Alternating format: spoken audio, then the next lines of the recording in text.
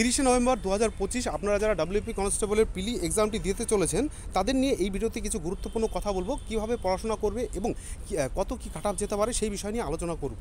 এবার সবার প্রথমে আলোচনা করব আপনাদের এই 33 কিংবা 34 দিন আছে, এই 33 বা 34 দিন আপনারা কিন্তু মাথা নিচু করে পড়াশোনা করতে হবে, তাহলেই কিন্তু সারা জীবন মাথা উঁচু করে বাঁচতে পারবে। সবার প্রথম এই কথা। আর দ্বিতীয় কথা হচ্ছে, তোমরা যে ভয় পাচ্ছ যে 85 নম্বর এক্সাম, এর মধ্যে কি পাস করতে পারবো কি পারবো না, সব প্রশ্ন কিন্তু কঠিন হয় না।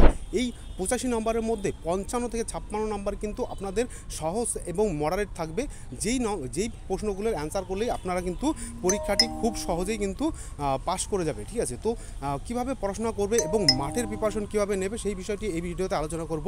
সবার প্রথমে বলি, মাঠ কিন্তু একটা ভাইটাল বিষয়, এই মাঠটাও কিন্তু করা দরকার।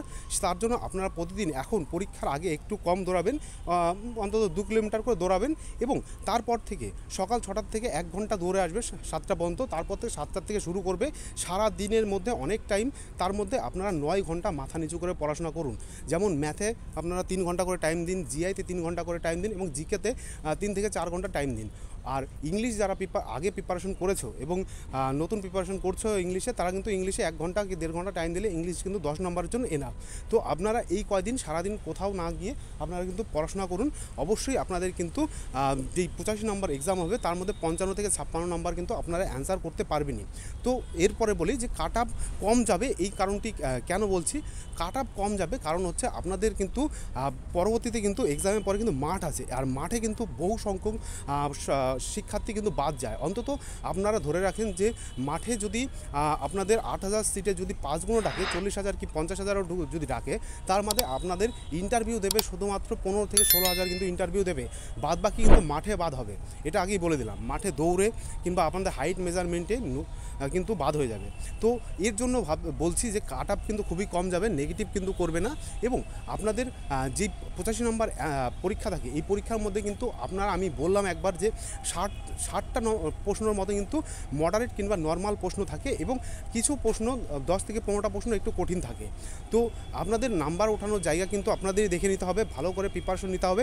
আর একটা বিষয় যেটা হচ্ছে ওএমআর শিট, আপনাদের কিন্তু ওএমআর শিট খুব ভালো করে এখন থেকে ওএমআর শিট এবং প্র্যাকটিস সেট কিন্তু একটা করে দিনে অন্তত দিতেই হবে। ঠিক আছে, একটা করে প্র্যাকটিস সেট এবং ওএমআর শিট প্র্যাকটিস কিন্তু আপনাদের এখন থেকেই করতে হবে, তাহলে কিন্তু আপনাদের এই পরীক্ষাটি পাস করা কিন্তু কোনো কঠিন বিষয় হবে না।